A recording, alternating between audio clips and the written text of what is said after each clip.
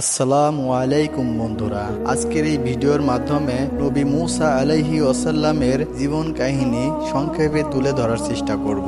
কুরআনে মুসা আলাইহি ওয়াসাল্লামের নাম অন্য নবীদের তুলনায় বেশি উল্লেখ করা হয়েছে। ধারণা করা হয় যে নবী মুসা আলাইহি ওয়াসাল্লাম 120 বছর বেঁচে ছিলেন। হযরত মুসা আলাইহি ওয়াসাল্লামের সম্প্রদায়ের নাম ছিল বনি ইসরাইল। বলা হয় বিগত নবী রাসূলগণের তুলনায় তার মজেজা ছিল সংখ্যায় বেশি। খ্রিস্টপূর্ব 1571 সালে মিশরে মুসা আলাইহি ওয়াসাল্লাম জন্মগ্রহণ করে। অপর এক বর্ণনায় জানা যায় খ্রিস্টপূর্ব 1520 সালে মুসা আলাইহি ওয়াসাল্লাম জন্মগ্রহণ করেন। কিবতী ভাষায় মু শব্দের অর্থ পানি আর সা শব্দের অর্থ গাছ। যেহেতু তাকে পানির মধ্যে পাওয়া গিয়েছিল, এই জন্য তার নামকরণ করা হয়েছিল মুসা। হযরত মুসা আলাইহি ওয়াসাল্লাম ছিলেন হযরত ইব্রাহিম আলাইহি ওয়াসাল্লামের বংশধর। তাফসিরের বর্ণনায় জানা যায় যে যখন মুসা আলাইহি ওয়াসাল্লামের মা গর্ভবতী হন, তখন অন্য মহিলাদের মতো তাকে গর্ভধারিণী মনে হতো না। যখন তার সন্তান প্রসবের সময় ঘনিয়ে আসলো, তখন তিনি সেই সম্প্রদায়ের ওই সকল লোকদের সাথে ছিলেন।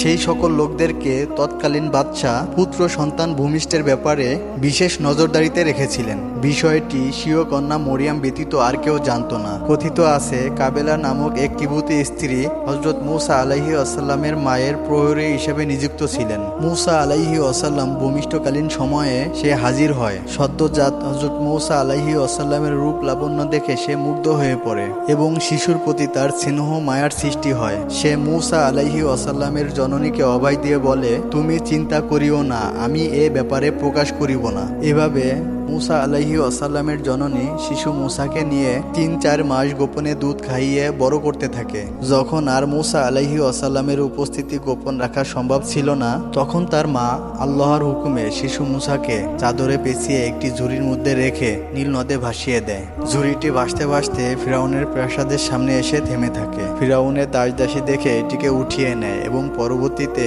ফিরাউনের স্ত্রীর কাছে নিয়ে আসে। মুসা আলাইহি ওয়াসাল্লাম দেখতে ছিলেন অত্যন্ত সুন্দর। ফিরাউনের কোনো পুত্র সন্তান ছিল না যে পরবর্তী সিংহাসনে বসবেন। এমতো অবস্থায় আল্লাহ তাআলার বিশেষ কুদরতে মুসা আলাইহি ওয়াসাল্লাম ফিরাউনের রাজপ্রাসাদে বড় হতে লাগলো। এভাবে বেশ কিছু বছর পার হয়ে গেল। হঠাৎ একদিন মুসা আলাইহি ওয়াসাল্লাম নগরীতে প্রবেশ করতেছিল। তখন সে দেখলো দুজন ব্যক্তি কোনো একটি বিষয় নিয়ে ঝগড়া করতেছে। এদের মধ্যে একজন ছিল তার নিজ দলের এবং অন্যজন ছিল শত্রুপক্ষ মিশরবাসীদের দলের। মুসা আলাইহি ওয়াসাল্লামের উদ্দেশ্য ছিল মিশরবাসীকে আঘাত করে তার নিজ গোত্রের লোককে মুক্ত করা। কিন্তু ঘটনাচক্রে মিশরবাসীটি মুসা আলাইহি ওয়াসাল্লামের এক আঘাতে মৃত্যুবরণ করে। তিনি এতে দুঃখিত ও অনুতপ্ত বোধ করেন এবং আল্লাহর নিকট ক্ষমা প্রার্থনা করেন। অতঃপর আল্লাহ তাকে ক্ষমা করে দেন। কিন্তু এই খবর রাজপ্রাসাদে অর্থাৎ ফিরাউনের কানে পৌঁছে যায় এবং মৃত্যুদণ্ড সাজা প্রদান করে। এমতো অবস্থায় মুসা আলাইহি ওয়াসাল্লাম নিজেই মনস্থির করে নির্বাসনের জন্য। তাফসীরকারীগণ বর্ণনা করে এই সফরে মুসা আলাইহি ওয়াসাল্লামের কাছে খাদ্যের জন্য ছিল গাছের পাতা এবং এটাই ছিল তার জন্য প্রথম পরীক্ষা।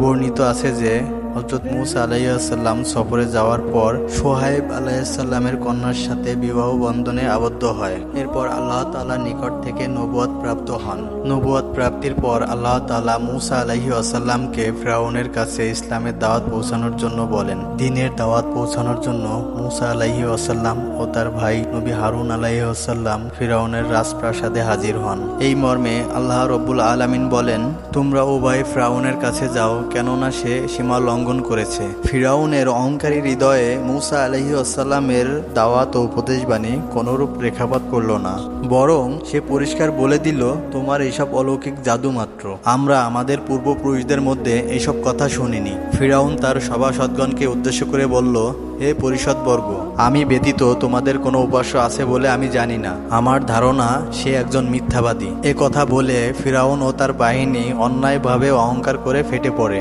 ফিরাউনের অনুসারীগণ ধারণা করল যে তারা কখনোই আল্লাহর কাছে প্রত্যাবর্তিত হবে না। মুসা আলাইহিস সালাম ফিরাউনকে বললেন, তুমি বনু ইসরাইলকে আমাদের সাথে যেতে দাও। ফিরাউন তখন বাঁকা পথ ধরে প্রশ্ন করে বসলো, আমরা কি তোমাকে শিশু অবস্থায় আমাদের মধ্যে লালন পালন করিনি এবং তুমি কি আমাদের মাঝে তোমার জীবনের বহু বছর কাটাওনি?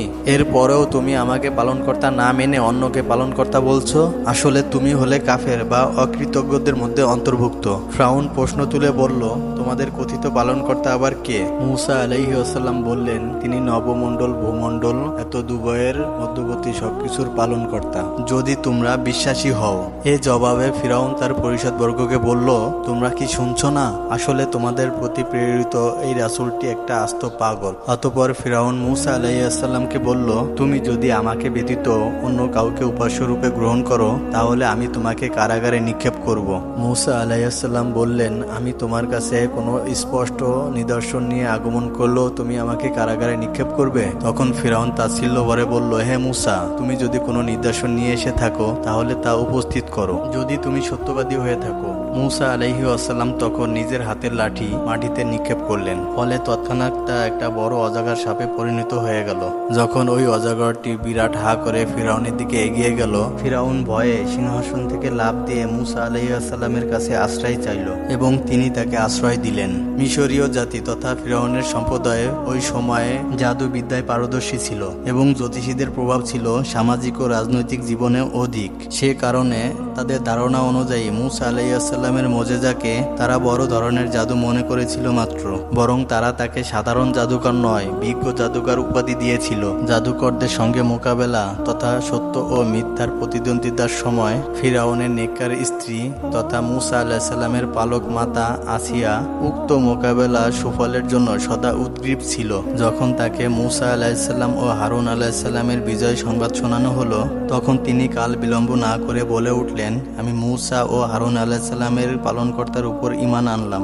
নিজ স্ত্রীর ঈমান আনার খবর শুনে রাগে অগ্নিশর্মা হয়ে ফিরাউন তাকে মর্মান্তিক নির্যাতনের মাধ্যমে হত্যা করে। জাদুর পরীক্ষায় পরাজিত ফিরাউনের যাবতীয় আক্রোশ গিয়ে পড়ে সাধারণ বনী ইসরাইলের উপর। ফিরাউনের নির্যাতন চরম পর্যায়ে পৌঁছেছিল।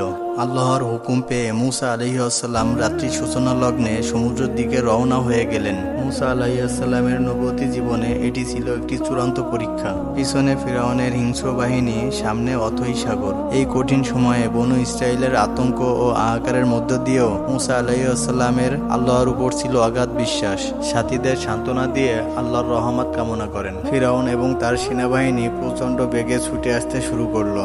যখন উভয় দল পরস্পরকে দেখল, তখন মূসা আলাইহিস সালামের সঙ্গীরা ভীত হয়ে বলল, এখন তো আমরা ধরা পড়ে গেলাম। তখন মূসা আলাইহিস সালাম বললেন, কখনোই নয়, আমার সাথে আছেন আমার পালনকর্তা, তিনি আমাকে সত্যের পথ প্রদর্শন করবেন। অতঃপর আল্লাহ রাব্বুল আলামিন মূসা আলাইহিস সালামকে বললেন, তোমার লাঠি দ্বারা সমুদ্রে আঘাত করো। ফলে তা বিদীর্ণ হয়ে গেল এবং প্রত্যেক ভাগ বিশাল পাহাড় দ্বারা সদৃশ্য হয়ে গেল।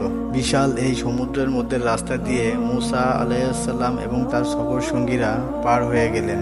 কিন্তু ওই একই পথে ফিরাউন এবং তার সেনাবাহিনী নিয়ে পার হতে চাইলেন, কিন্তু আল্লাহর হুকুমে বিশাল সমুদ্রে তাদের সবাইকে ডুবিয়ে মারলেন। মূসা আলাইহিস সালাম ও ফিরাউনের এই ঘটনা বর্ণনা করতে গিয়ে যদি কোনো ভুল ত্রুটি হয়ে থাকে, আল্লাহ যেন আমাকে ক্ষমা করেন, আপনারাও ক্ষমা সুন্দর দৃষ্টিতে দেখবেন। তো আজকে এই পর্যন্তই, সবাই ভালো থাকবেন, আল্লাহ হাফেজ।